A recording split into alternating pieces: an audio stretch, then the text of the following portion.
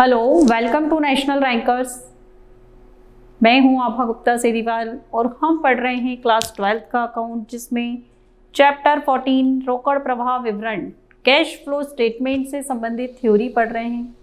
इसके पहले मैंने आपको बताया रोकड़ प्रवाह क्या होता है, क्यों ज़रूरी है ये फर्म के लिए, कैश इनफ्लो कैश आउटफ्लो, इसके अलावा इसके उद्देश्य, जिसकी सीमाएं हमने पढ़ी।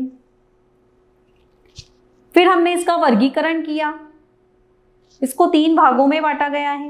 एक परिचालन से संबंधित क्रियाएं, दूसरा विनियोजन संबंधी क्रियाएं और तीसरा वित्तीय क्रियाएं। मतलब cash flow from operating activity, cash flow from investing activity और cash flow from financing activity.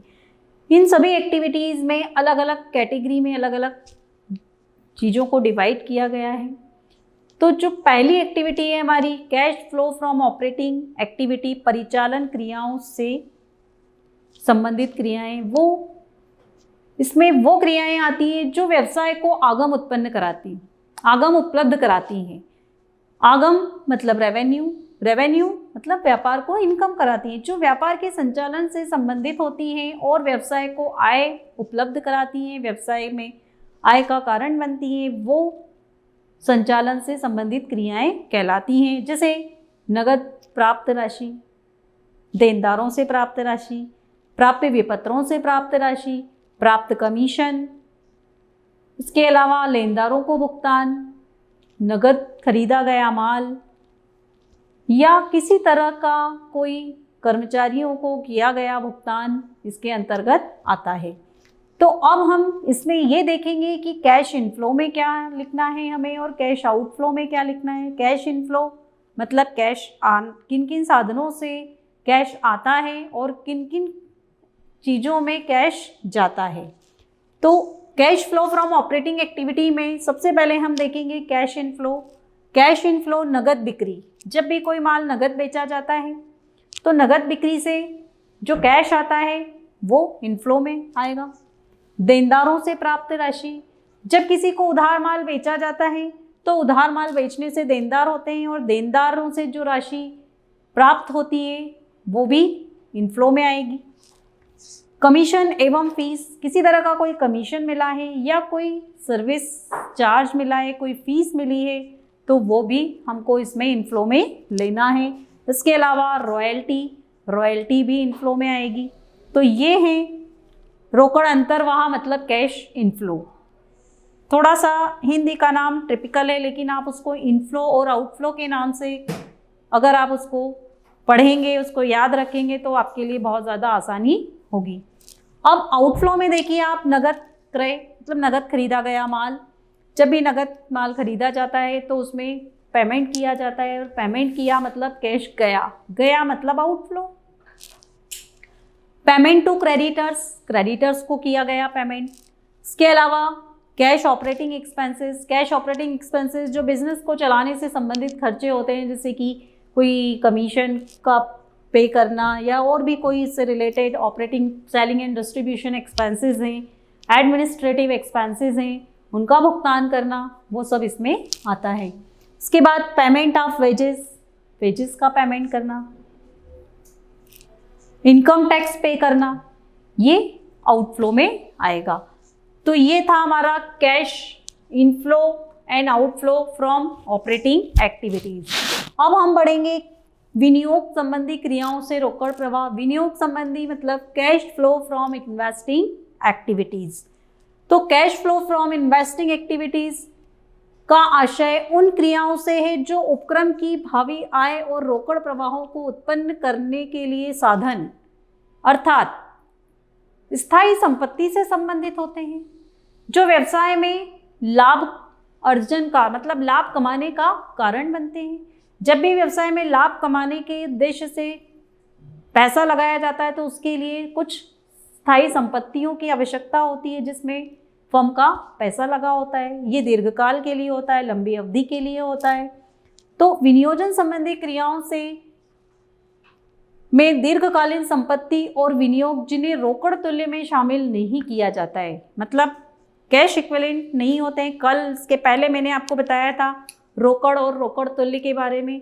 तो रोकड़ में तो जो कैश है और बैंक बैलेंस है वो आएगा ही आएगा, और रोकड़ तुल्य में हम शॉर्ट टर्म इन्वेस्टमेंट लेते हैं जो कम अवधि के, जो कम से कम 3 महीने के अंदर अंदर कैश में कन्वर्ट कर लिए जाते हैं। तो ऐसे इन्वेस्टमेंट हमको विनियोजन संबंधी क्रियाओं में नहीं लेना है। हमको कौन से इन्वेस्टमेंट लेना है इसमें? लॉन्ग टर्म इन्वेस्टमेंट जो कैश इक्विवेलेंट नहीं है, रोकड़ तुल्य में नहीं आते हैं, वो इन्वेस्टमेंट आपको इन्वेस्टिंग एक्टिविटीज में लेना है। इसके बाद विनियोजन से उत्पन्न होने वाले रोकड़ प्रवाह के उदाहरण देखिए आप। नंबर 1, थर्ड पार्टीज को मतलब तृतीय पक्षकारों को दिए गए ऋण एवं अग्रिम, वित्तीय संस्थाओं द्वारा दिए गए ऋण और अग्रिम के अलावा भविष्य के अनुबंध, अग्रिम अनुबंध, विकल्प अनुबंध और विनिमय अनुबंधों के लिए किया गया नगद भुगतान, व्यापारिक उद्देश्य के अनुबंधों के भुगतान और वित्तीय क्रियाओं के अंतर्गत आने वाले भुगतानों को छोड़कर। मतलब ऐसे पेमेंट्स जो फाइनेंसिंग एक्टिविटी में आते हैं उनको हमें इसमें शामिल नहीं करना है। नंबर 3 देखिए आप, भविष्य के अनुबंधों, अग्रिम अनुबंधों, विकल्प अनुबंधों और विनिमय से रोकड़ प्राप्तियों, इसमें भी व्यापारिक उद्देश्य के जो भी अनुबंध हैं, जो भी प्राप्तियां हैं, उसमें अगर वो वित्तीय क्रियाओं के अंतर्गत आते हैं तो फिर हम इसको इसमें नहीं लेंगे। इसके बाद स्थायी संपत्तियां, जिसमें फिक्टिशियस असेट्स, जो ऐसी संपत्तियां जो दिखाई नहीं देती हैं, अदृश्य संपत्ति, जैसे गुडविल है, पेटेंट है, जो हमें दिखाई नहीं देते हैं, उनको हमें इसमें शामिल नहीं करना है। को प्राप्त करने पर नगद भुगतान, जो भी स्थायी संपत्तियां खरीदी गई, जैसे मशीनरी खरीदी गई है, फर्नीचर खरीदा गया है और उसको खरीदने पर नगद भुगतान किया गया है, तो वो हमको इसमें लेना है। इसमें शोध और विकास पर पूंजीगत व्यय और स्वयं द्वारा निर्मित स्थायी संपत्ति पर किए गए भुगतान भी शामिल किए जाते हैं। तो ये है हमारी विनियोजन संबंधी क्रियाएं। अब हम देखेंगे कि विनियोजन संबंधी क्रियाओं के इनफ्लो क्या हैं और आउटफ्लो क्या हैं। स्थायी संपत्तियों के विक्रय से प्राप्त राशि, अन्य उपक्रम के अंश, अभिपत्र या ऋण पत्रों के क्रय, संयुक्त साहस के हित के रोकड़ के भुगतान और नगद तुल्य भुगतानों को छोड़कर। और भी अगर कोई दूसरे उपक्रम के कोई शेयर्स हैं, शेयर सर्टिफिकेट्स हैं, डिबेंचर्स हैं, तो वो इसमें आएंगे। अब कैश इनफ्लो में देखो, स्थायी संपत्तियों का नगद विक्रय, अगर स्थायी संपत्तियों का कोई नगद विक्रय किया गया है तो वो हमको इनफ्लो में लेना है। इसके अलावा विनियोगों का विक्रय, सेल ऑफ इन्वेस्टमेंट, अगर इन्वेस्टमेंट सेल किए गए हैं तो उससे भी कैश इनफ्लो होता है, मतलब कैश आता है। उसके बाद प्राप्त ब्याज, विनियोगों पर अगर कोई ब्याज मिला है, कोई दूसरी कंपनी के शेयर्स या बॉन्ड्स खरीद रखे हैं, डिबेंचर्स खरीद रखे हैं, तो उनके ऊपर जो भी शेयर्स के ऊपर लाभांश मिलता है या इंटरेस्ट मिलता है डिबेंचर्स के ऊपर, तो वो इसमें आ जाएगा। ये सब आपको इनफ्लो में लेना है।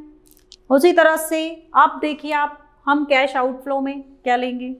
जिस तरह से स्थायी संपत्तियों को बेचा जाता है, उसी तरह से जब संस्था को ज़रूरत पड़ती है तो वो स्थायी संपत्तियों का क्रय भी करती है। तो अगर स्थायी संपत्तियों का क्रय किया गया है तो वो कैश आउटफ्लो में आ जाएगा। इसी तरह से कोई विनियोग खरीदे गए हैं तो वो आउटफ्लो में आ जाएंगे, परचेज ऑफ इन्वेस्टमेंट। तो अभी हमने 2 एक्टिविटीज पढ़ी, cash flow from operating activity और cash flow from investing activity. Operating activity जो बिजनेस के ऑपरेशन से रिलेटेड होती है और इन्वेस्टिंग एक्टिविटी जो बिजनेस की फिक्स्ड असेट्स, स्थायी संपत्तियों से संबंधित होती हैं, उनके कैश इनफ्लो और आउटफ्लो हमने देखे। अब हमको थर्ड एक्टिविटी पढ़ना है हमारी वित्तीय क्रियाएं, cash flow from financing activity. इसको हम अपने अगले वीडियो में क्लियर करेंगे। Thank you.